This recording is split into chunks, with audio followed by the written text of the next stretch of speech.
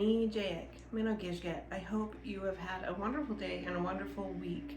I took last week off for several reasons, but I needed like a mental health week. Plus, my son is getting ready for his coming of age vision quest, and he needed more of my time. And when you're going through that, as you probably know, you have to be like separate yourself from electronics, and be totally in the moment so that you can keep it sacred and pure as much as you can.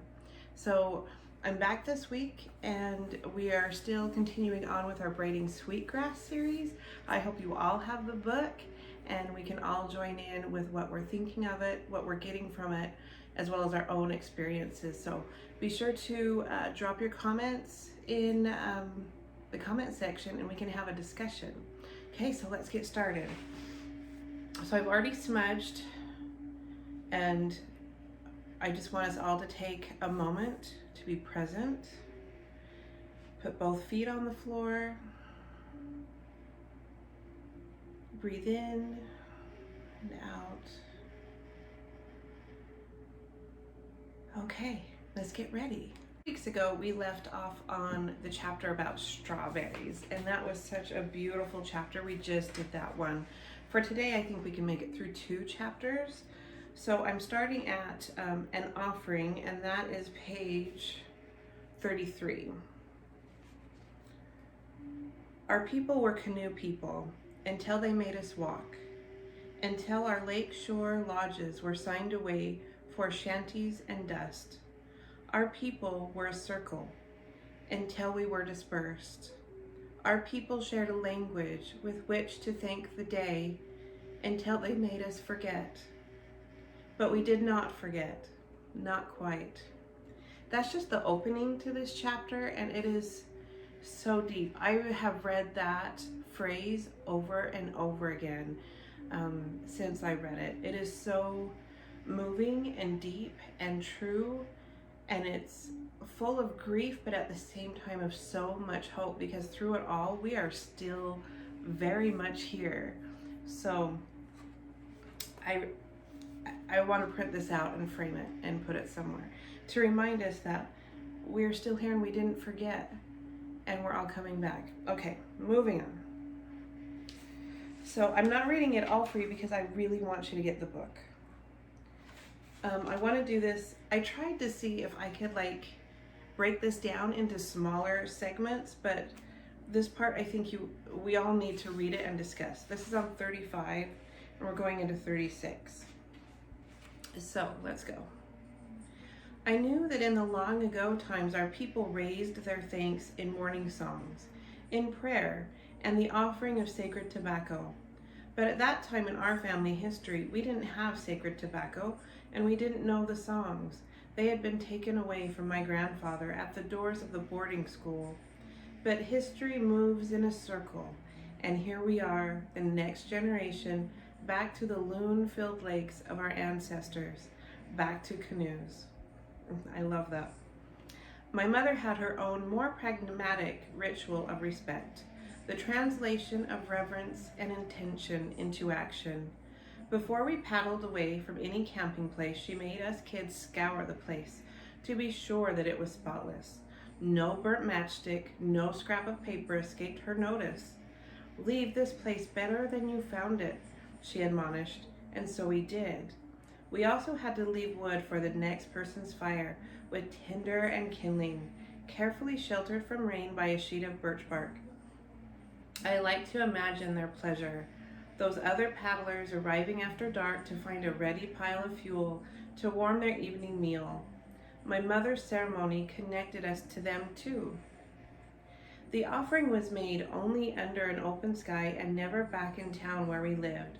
On Sundays, when other kids would go to church, my folks would take us out along the river to look for herons and muskrats, to the woods to hunt for spring flowers, or on picnics. The words came along.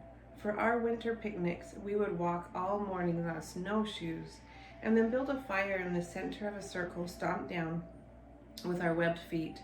This time, the pot was full of bubbling tomato soup, and the first drop poured was for the snow. Here's to the gods of Tahawas. Only then would we wrap mittened hands around our steaming cups. And yes, as I grew to adolescence, the offering began to leave me angry or sad. The circle that had brought me a sense of belonging turned inside out. I heard in the words a message that we did not belong because we spoke in the language of exiles. It was a second-hand ceremony. Somewhere there were people who knew the right ceremony, who knew the lost language and spoke the true names, including my own. But still, every morning I watched the coffee disappear into the crumbling brown hummus as if returning to itself.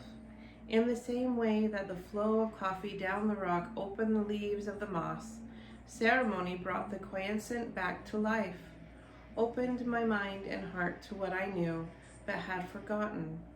The words and the coffee called us to remember that these woods and lakes were a gift. Ceremonies, large and small, have the power to focus attention to a way of living awake in the world. The visible became invisible, merging with the soil. It may have been a second-hand ceremony, but even through my confusion, I recognized that the earth drank it up as if it were right. The land knows you, even when you are lost. A people's story moves along like a canoe caught in the current, being carried closer and closer to where we had begun. As I grew up, my family found again the tribal connections that had been frayed, but never broken by history. We found the people who knew our true names, and when I first heard in Oklahoma the sending of thanks to the 4 directions at the Sunrise Lodge, the offering in the old language of the sacred tobacco, I heard it as if in my own father's voice. The language was different, but the heart was the same. Ours was a solitary ceremony, but fed from the same bond with the land, founded on respect and gratitude. Now the circle drawn around us is bigger, encompassing a whole people to which we again belong. But still the offering says, "Here we are." And still I hear at the end of the words the last murmuring to itself, "Oh, here are the ones who know how to say thank you." Today my father can speak his prayer in our language, but it was, "Here's to the gods of Tahawas," that came first, in the voice that I will always hear. It was in the presence of the ancient ceremonies that I understood that our coffee offering was not second-handed. It was just ours. Whew. That was long. That was 2 pages, but I couldn't split it up because there was so much to it. So many of us are lost or returning, or we're getting, as she called it, second-hand words or second-hand ceremony. And I almost call it imposter syndrome. So many of us think if we don't look the right way, if we haven't been born and raised on the res, that we somehow aren't complete. We can't completely say that we're doing our indigenous ceremony or speaking our indigenous words because somehow we feel like an imposter. And we really have to get over it. I know it's easier said than done, right? But we are indigenous and we are still learning, and we will always be learning. And the way that Robin Wall Kimmerer puts this into words of our ancestors in the earth, and they're just waiting, and they'll take anything. They'll take a drop of coffee or tomato soup as long as we give those thanks and offering of recognition that we are here. And you can hear the ancestors whispering, "Oh, they still remember us and they thank us." Isn't that beautiful? I'm so taken back by that. So I'd really, if you have the book, read that over and over again, and I'd like to know your thoughts. I want to read a little bit more of this chapter, and then we'll finish up this chapter. That, I think, is the power of ceremony. It marries the mundane to the sacred. The water turns to wine, the coffee to prayer. The material and the spiritual mingle like grounds mingled with hummus, transformed like steam rising from a mug into the morning mist. What else can you offer the earth, which has everything? What else can you give but something of yourself? A homemade ceremony, a ceremony that makes a home. That right there, I think I'll get that framed too. I think I'm just gonna have Robin Wall Kimmerer quotes all over my house. Okay, so let's move on. We're into asters and goldenrod now. That starts on page 39. Now, if you don't know what an aster and a goldenrod looks like, Google it because they're absolutely beautiful.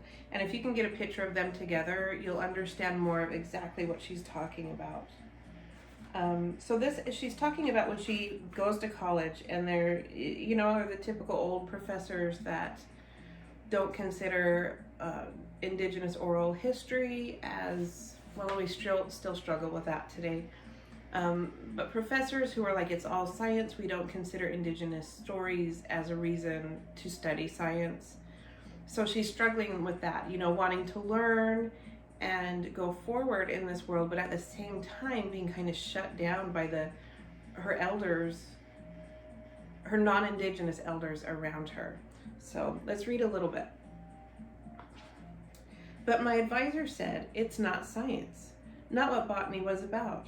I wanted to know why certain stems bent easily for baskets and some would break, why the biggest berries grew in the shade, and why they made us medicines, which plants are edible, why those little pink orchids only grow under pines. Not science, he said, and he ought to know, sitting in his laboratory, a learned professor of botany. And if you want to study beauty, you should go to art school. He reminded me of my deliberations over choosing a college, when I had vacillated between training as a botanist or as a poet. Since everyone told me I couldn't do both, I had chosen plants. He told me that science was not about beauty, not about the embrace between plants and hummus. I had no rejoinder. I had made a mistake. There was no fight in me, only embarrassment at my error. I did not have the words for resistance. He signed me up for my classes, and I was dismissed to go get my photo taken for registration. I didn't think about it at the time, but it was all happening all over again, an echo of my grandfather's first day at school, when he was ordered to leave everything, language, culture, family, behind. The professor made me doubt where I came from, what I knew, and claimed that it was his right way to think. Only he didn't cut my hair off. In moving from childhood in the woods to the university, I had unknowingly shifted between worldviews, from a natural history of experience in which I knew plants as teachers and companions, to whom I was linked with mutual responsibility, into the realm of science. The questions scientists raised were not, who are you, but what is it? No one asked plants, what can you tell me? The primary question was, how does it work? The botany I was taught was reductionist, mechanistic, and strictly objective. Plants were reduced to objects. They were not subjects. The way botany was conceived and taught didn't seem to leave much room for a person who thought the way I did.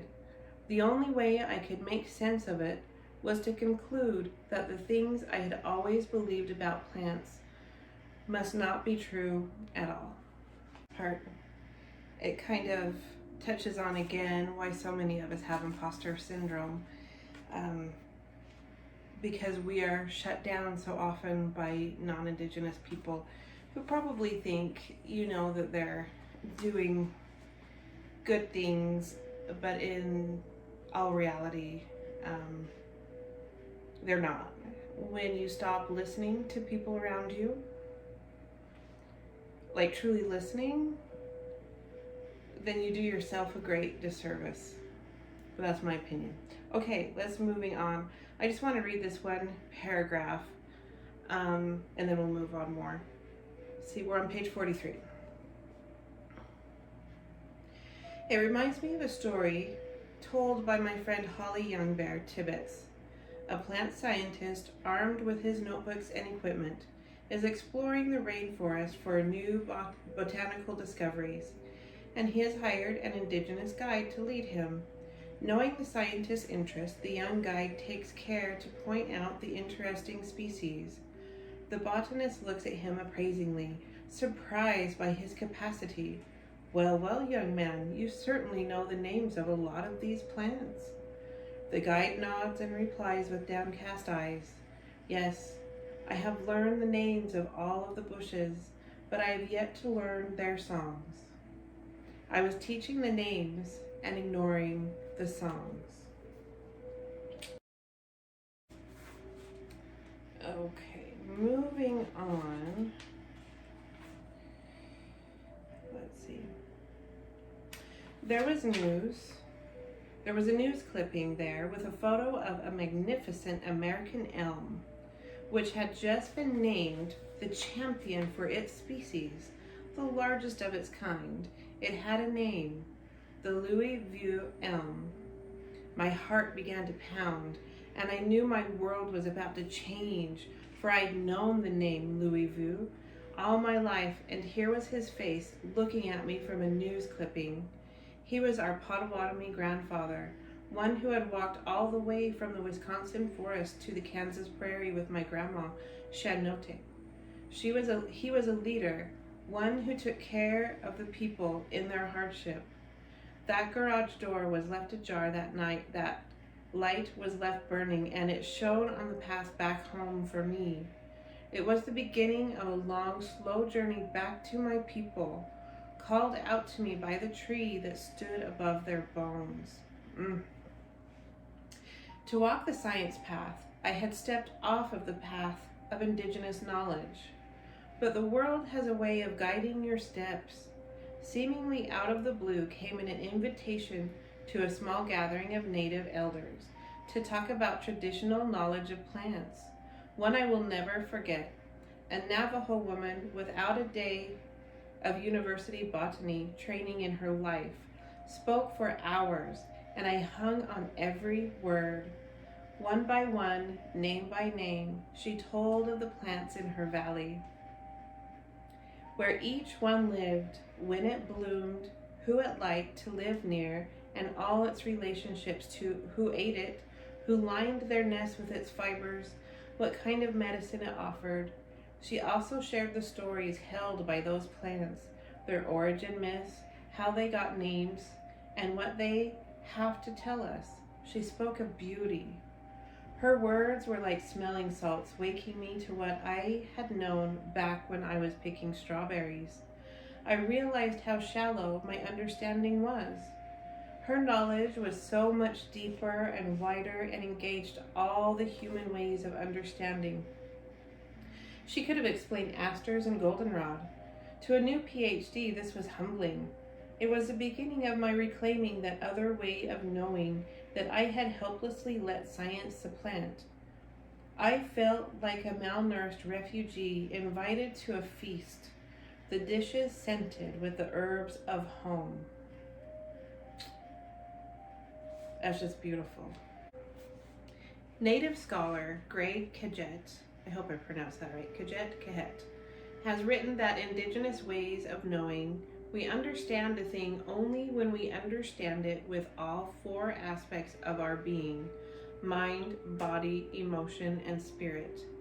I came to understand quite sharply when I began my training as a scientist that science privileges only one, possibly two, of those ways of knowing, mind and body.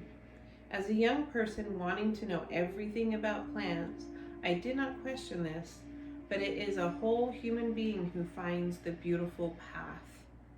There was a time when I teetered precariously with an awkward foot in each of two worlds, the scientific and the indigenous, but then I learned to fly, or at least try.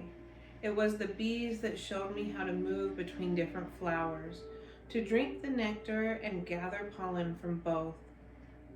It is this dance of cross-pollination that can produce a new species of knowledge, a new way of being in the world. After all, there aren't two worlds, there is just this one good green earth.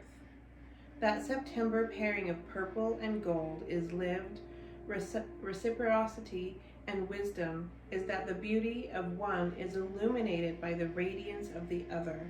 Science and art, matter and spirit, indigenous knowledge and Western science. Can they be goldenrod and asters for each other? When I am in their presence, their beauty asks me for reciprocity, to be the complementary color, to make something beautiful in response. Oh, that's deep and beautiful and all of the above, isn't it? So again, I'd like to know what you think of that. We're still struggling to be heard as Indigenous people. And so many times I think we're so frustrated. Many of our relatives we're shouting because we are so invisible and unheard for so long. The frustration is, you can see it, not just feel it, but you can see the frustration that we all have as Indigenous people of not being heard. We're invisible, our voices don't matter.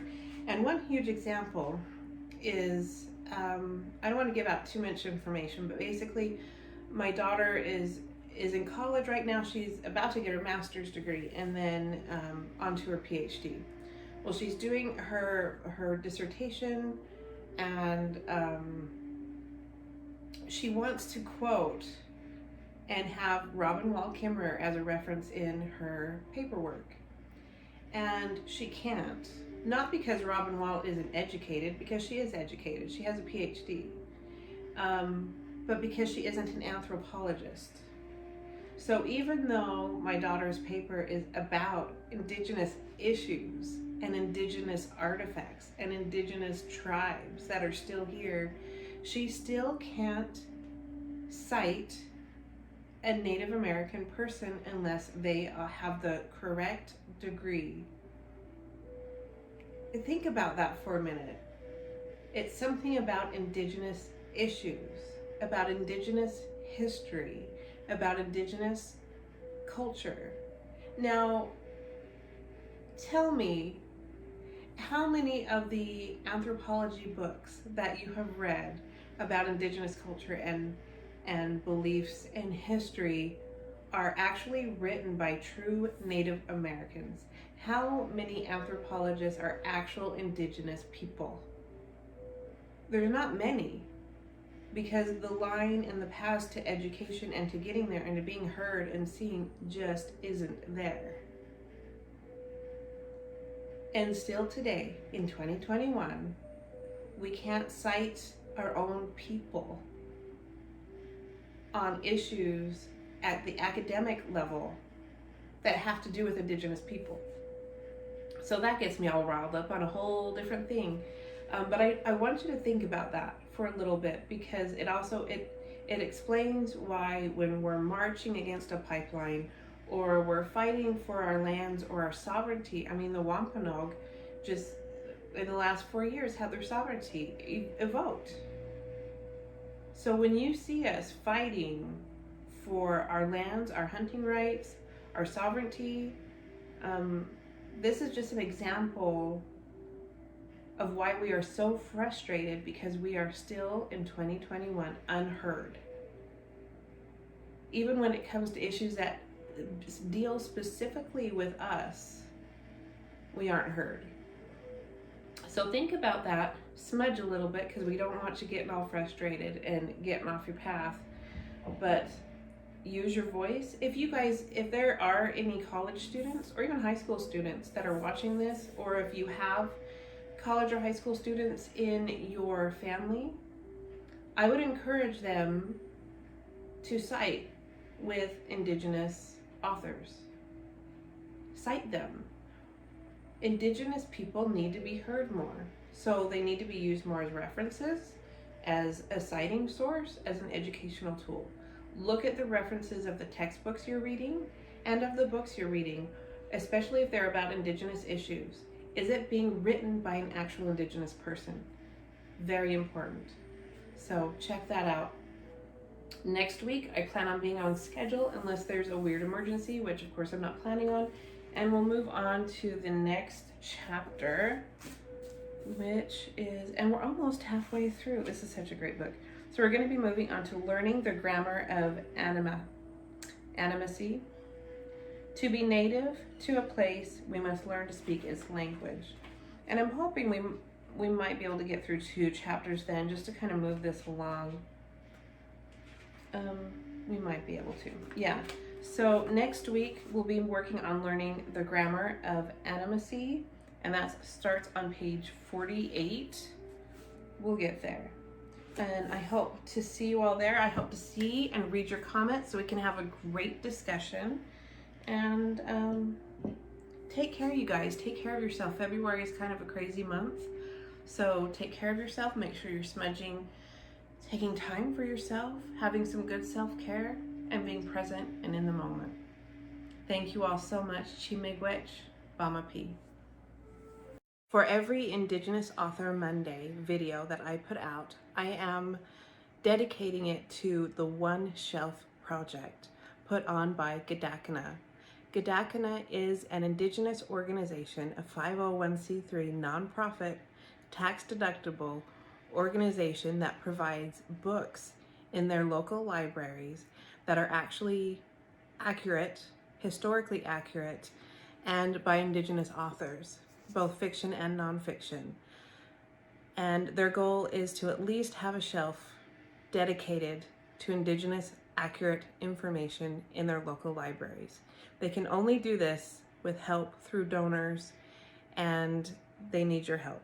I will put the link down here, so please check them out. The One Shelf Project, another organization near and dear to my heart.